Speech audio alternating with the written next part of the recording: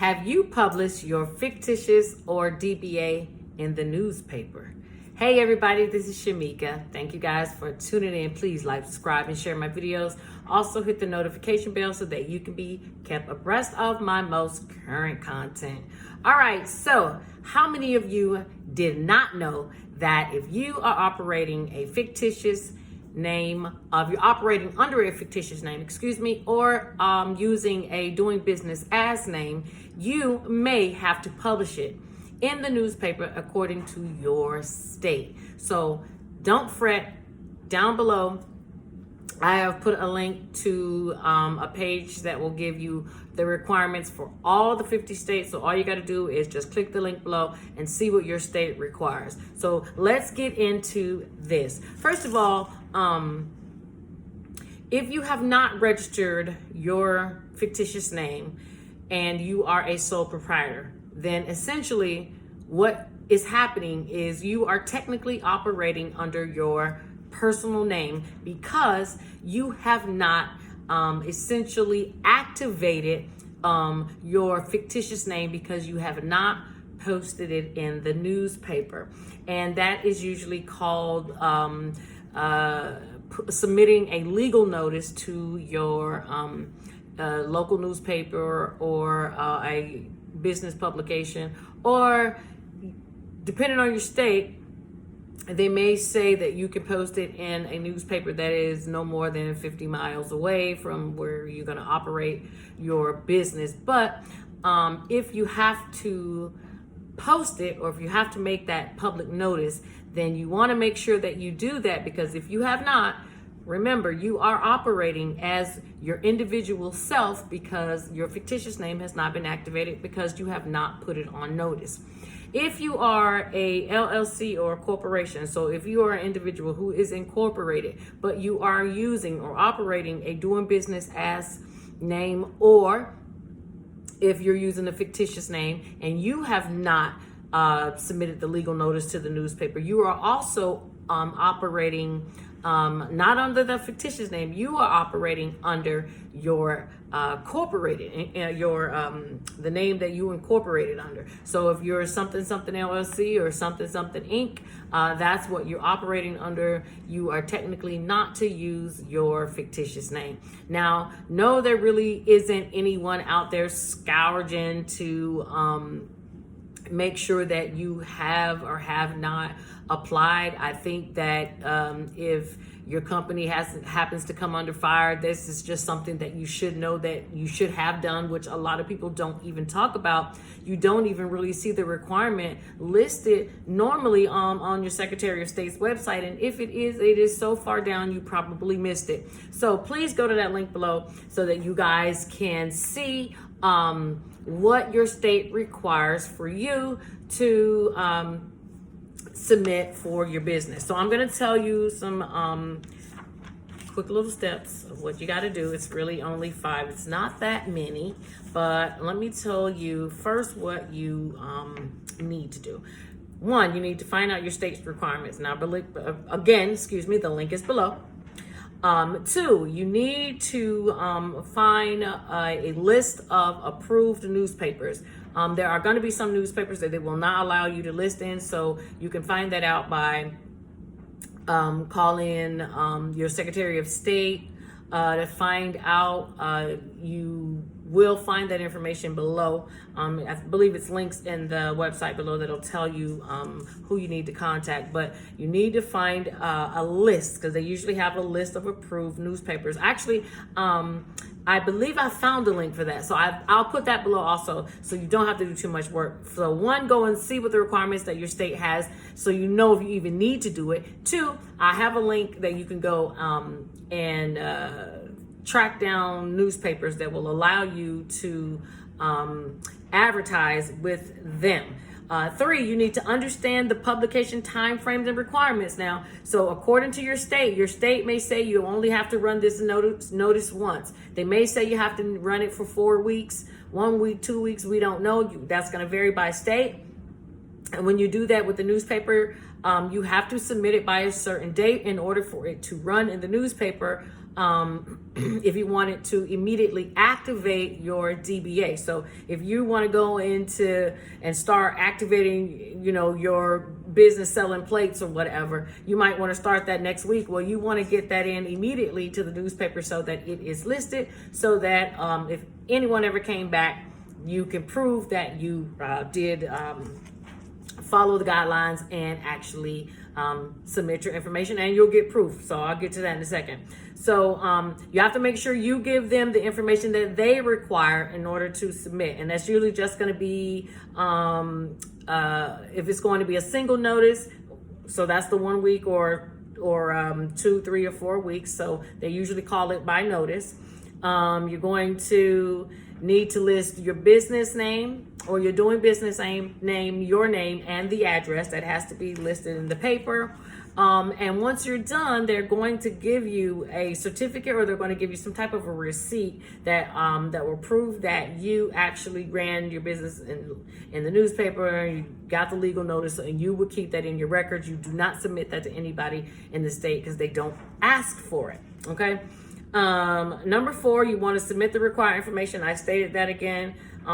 So to add on to that, I'm going to make sure I didn't miss anything. So you're going to need the legal name of the business address, the doing business as name, your name and address, if it's going to be different than the legal business address. You are also going to pay the fees to run the ad. They usually make you pay it all at once, unless you find out later you needed to run it for longer.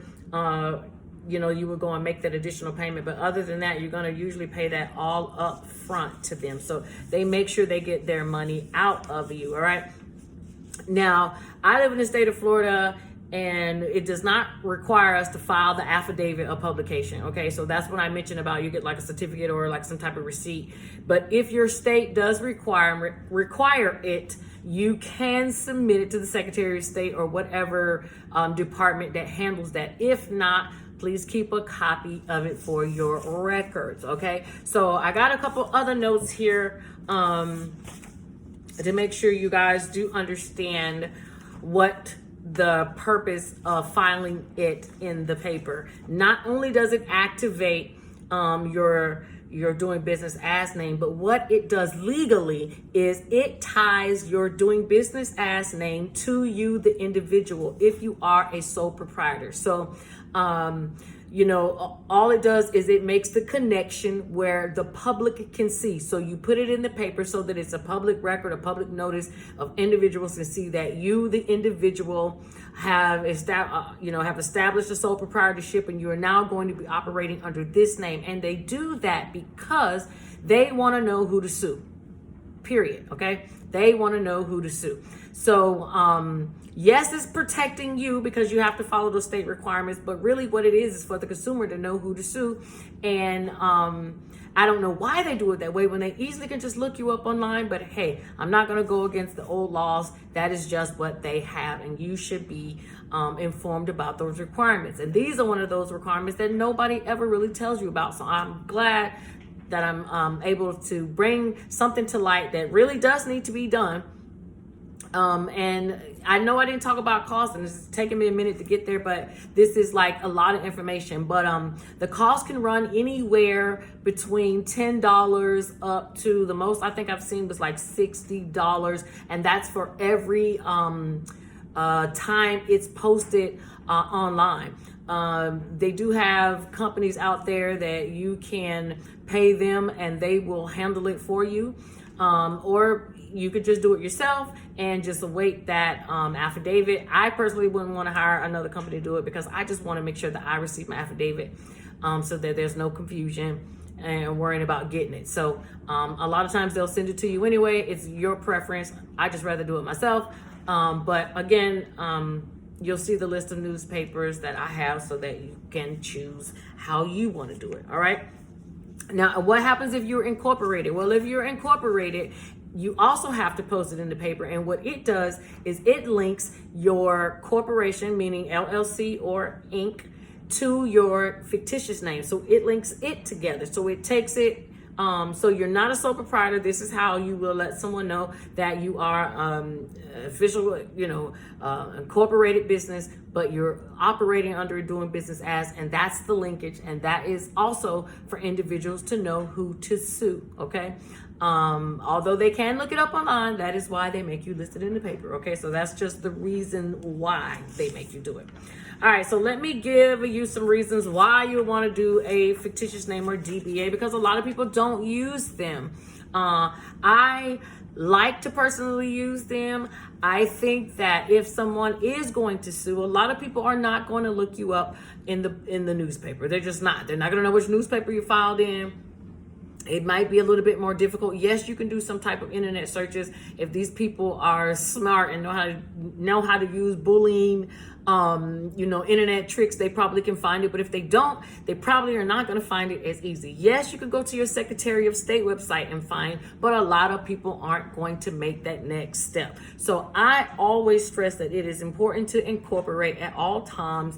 You should use a fictitious name if you're going to have a business, because it's just an extra layer of protection. And a lot of times, some people are mad and they may want to come after you to sue, but how many of them actually do it? A lot of them do not. Why? Because a lot of people are lazy and don't want to do the research. So protect yourself, if for nothing else, for that reason. But here are some reasons why you should consider having a DBA other than the eloquent one that I just gave you. All right.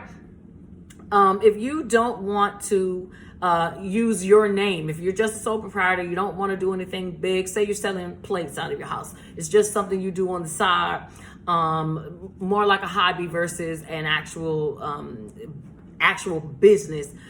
You may want to do a business as name just because you just don't want your name to be operated as a business. That could be a reason why. If you, as I stated here, if you are doing a LLC, and you do not want to operate under the LLC name or the Inc. name or the corporation name, you can use a fictitious name for that reason. A lot of times you will need a fictitious name if you are a sole proprietor who is trying to open a business bank account. Banks will require something that shows that you are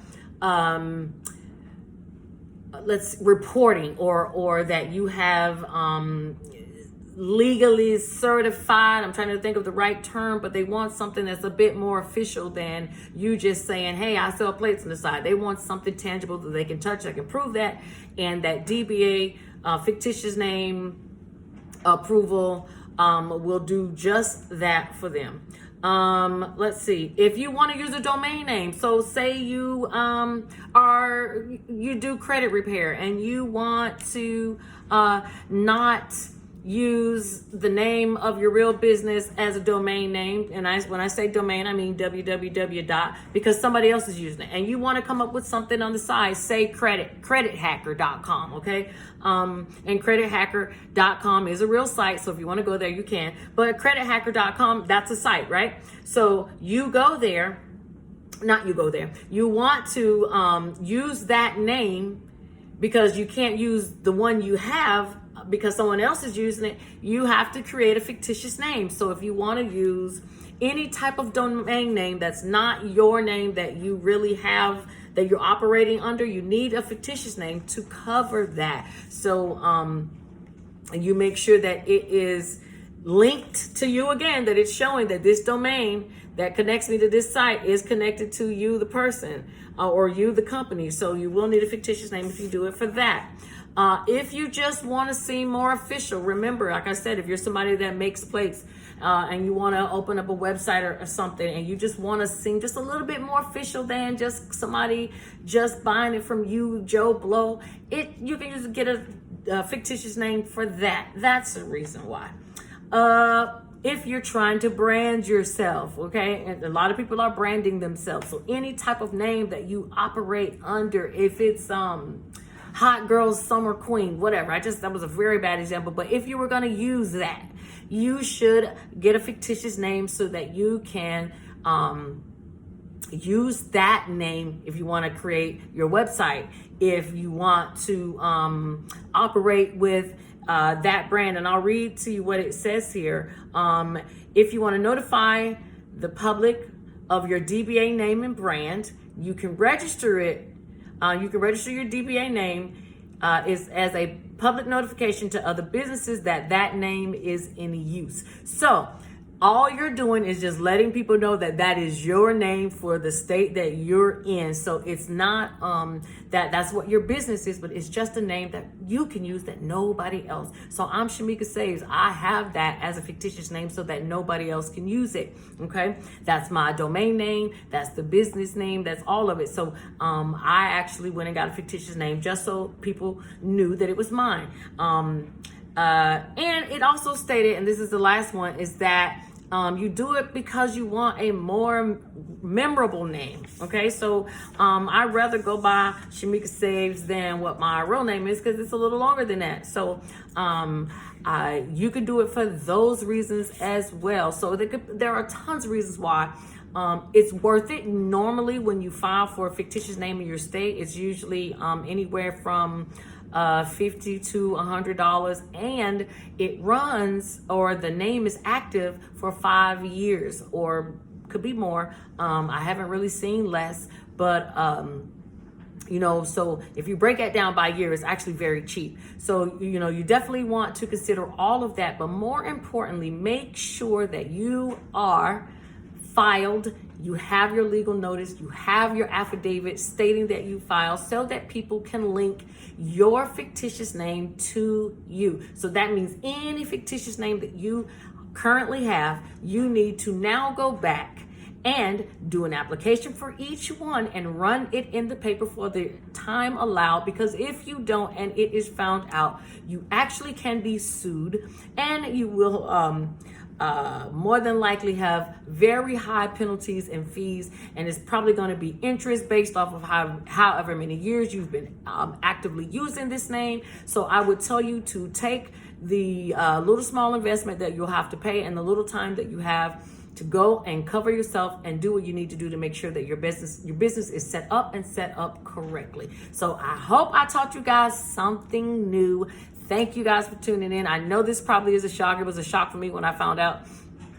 And I actually now have to add this as a service because there are going to be a lot of people that are going to want to make sure they are in line with the state requirements. So again, I appreciate you guys for tuning in. Thank you for your support. Please like, subscribe, and share my videos. Hit the notification bell also so that you can be kept current with my most current content. And I will see you guys soon. Bye.